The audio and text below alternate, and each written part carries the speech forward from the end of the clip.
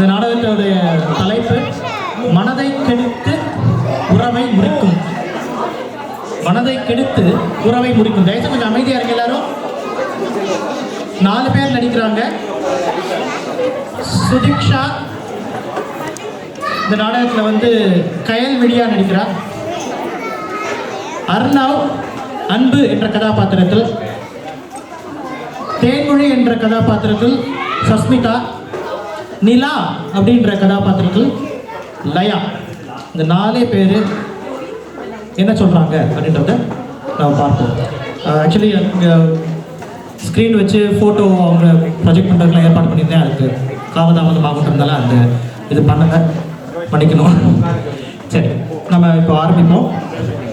வாங்கப்பா, ஒரு நிமிஷம்.